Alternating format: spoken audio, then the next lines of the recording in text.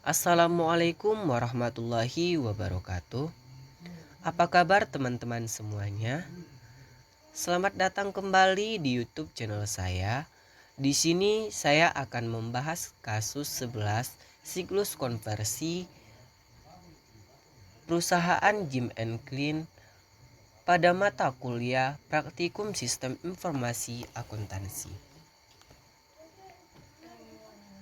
Adapun yang akan saya bahas yang pertama adalah pendahuluan, diagram konteks, data flow diagram, flowchart, kelemahan pengendalian internal, saran perbaikan dari kelemahan pengendalian internal, flowchart yang menyelesaikan kelemahan pengendalian. Sebelum kita lanjut untuk pembahasan berikutnya, perkenalkan nama saya Muhammad Soleh. Saya dari Akuntansi 5A dengan NIM 1905081001. Program studi akuntansi jurusan Akuntansi Politeknik Negeri Medan. Di sini saya dibimbing oleh Ibu Raya Puspita Sari Hasibuan, SEAK MSI. Baiklah, berikut ini adalah untuk pendahuluan perusahaan Jim and Clean. Perusahaan Jim and Clean merupakan industri yang bergerak dalam industri manufaktur yang memproduksi sabun dan deterjen. Untuk sabun yang dihasilkan adalah macam-macam sabun mandi, baik sabun cair maupun sabun padat, dan di mana jenisnya sangat beragam dan banyak variannya. Begitu juga untuk produk deterjennya, mereka mengeluarkan deterjen bubuk dan deterjen cair. Pada awal tahun, para produsen sabun dan deterjen memberi Jim and Clean pesanan didasarkan pada prediksi anggaran penjualan. Akan tetapi, pesanan ini dijamin hanya untuk bulan pertama. Setelah itu, tiap produsen sabun dan deterjen dapat merevisi pesanan per bulan. Sistem Jim and Clean saat ini mensyaratkan pesanan bahan baku dimasukkan ke para pemasok setiap triwulan. Sementara pesanan tersebut memberikan gambaran umum apa yang diharapkan. Pesanan dari para produsen mobil dapat naik atau turun secara dramatis setelah bulan pertama tersebut. Selanjutnya adalah pembahasan diagram konteks. Di sini saya membuat sistemnya adalah siklus konversi, di mana dimulai dari pelanggan mengirimkan blanket order atau pesanan ke siklus konversi. Kemudian siklus konversi akan mengirimkan blanket order ke bagian teknis, dan teknis akan memberikan feedback berupa daftar kebutuhan bahan baku, lembar urutan kerja, dan laporan spesifikasi teknis. Selanjutnya akan dilanjutkan ke departemen pembelian, di mana siklus konversi akan mengirimkan spesifikasi teknik, status persediaan, dan blanket order ke departemen pembelian. Kemudian departemen pembelian akan mengirimkan berupa blanket order ke siklus konversi. Pada bagian pengendalian persediaan, siklus konversi akan mengirimkan blanket order, dan bagian pengendalian persediaan akan memberikan feedback ke siklus konversi berupa laporan status persediaan.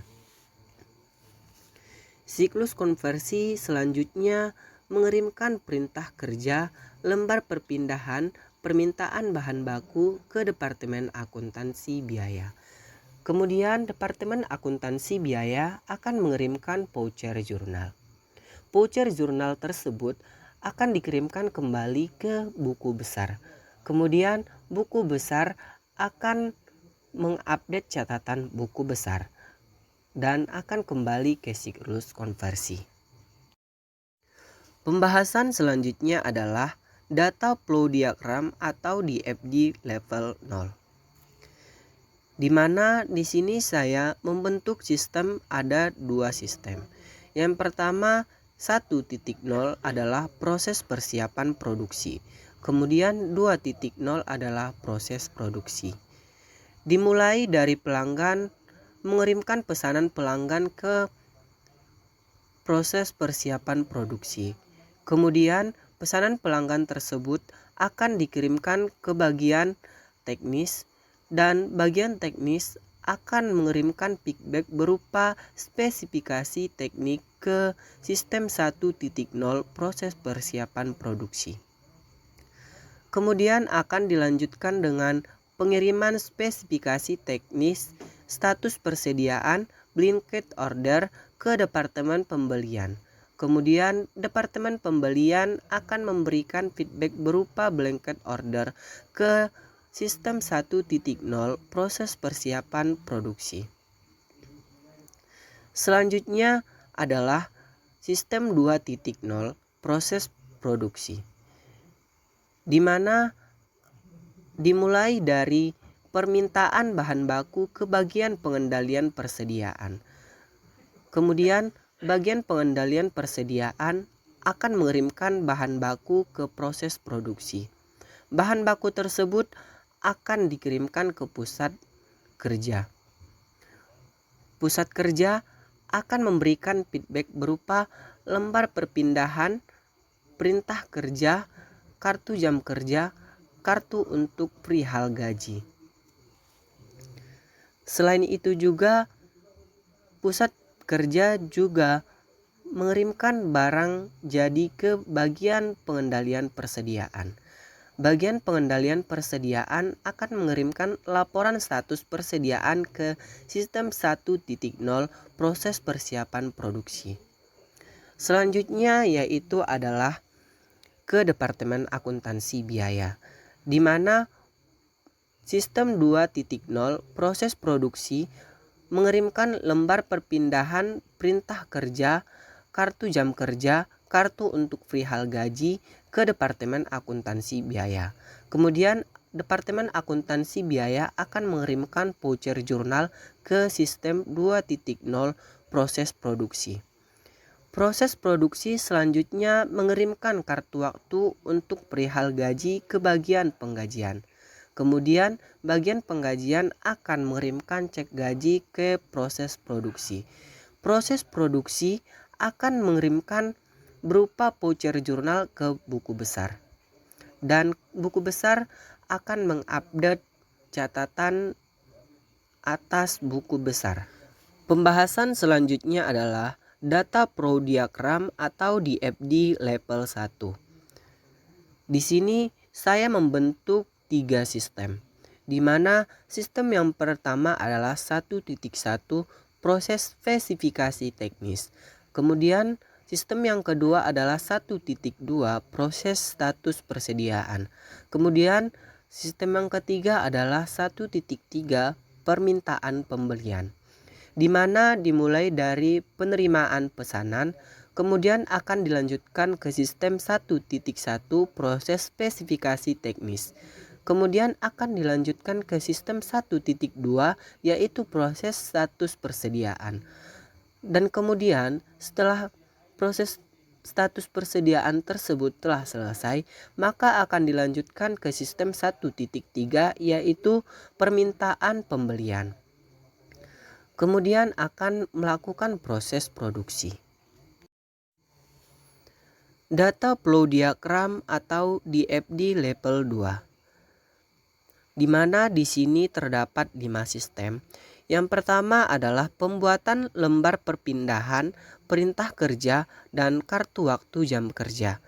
Yang kedua adalah permintaan bahan baku. Kemudian akan dilanjutkan dengan menyiapkan bahan baku dan akan dilanjutkan dengan barang jadi dan pembuatan voucher jurnal. Di mana yang pertama adalah melakukan proses produksi. Dilanjutkan dengan sistem 2.1 pembuatan lembar perpindahan perintah kerja dan kartu waktu jam kerja. Kemudian dilanjutkan dengan sistem 2.2 yaitu permintaan bahan baku. Setelah dilakukan permintaan bahan baku, maka akan dilakukan untuk menyiapkan bahan baku. Setelah dilakukan menyiapkan bahan baku, maka bahan baku tersebut akan diproses menjadi barang jadi. Dan barang jadi ini akan dilanjutkan ke sistem 2.5, yaitu pembuatan voucher jurnal, di mana dalam pembuatan voucher jurnal ini nantinya akan dilakukan pencatatan ke buku besar oleh buku besar.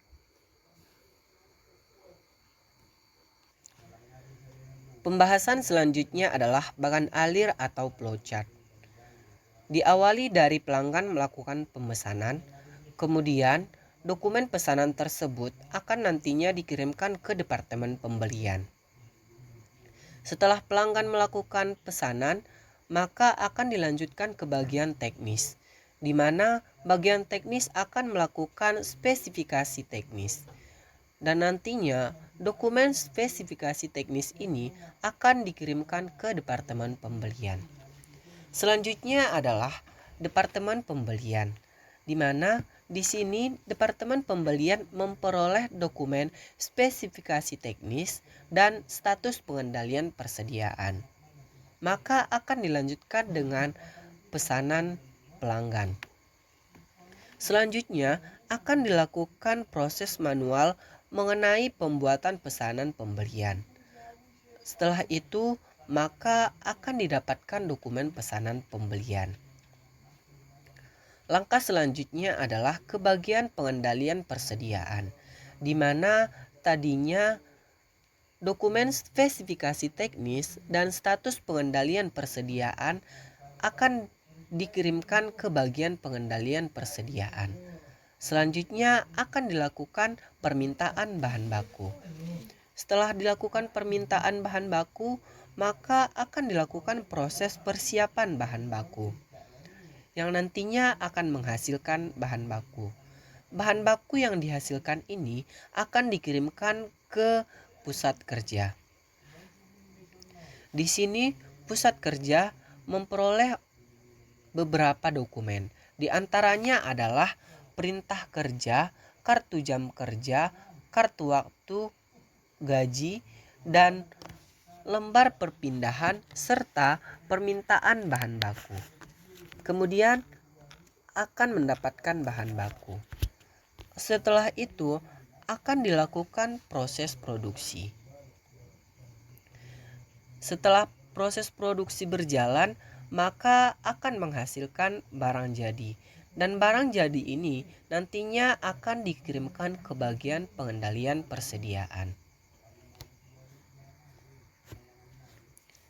Selanjutnya, dokumen-dokumen yang tadinya ada pada pusat kerja, yaitu dokumen perintah kerja, kartu jam kerja, kartu waktu untuk gaji, lembar perpindahan, dan permintaan bahan baku akan dikirimkan ke Departemen Akuntansi Biaya. Di mana setelah itu Departemen Akuntansi Biaya akan melakukan proses pembuatan voucher jurnal. Selanjutnya akan menghasilkan dokumen voucher jurnal, di mana voucher jurnal ini akan dikirimkan ke buku besar.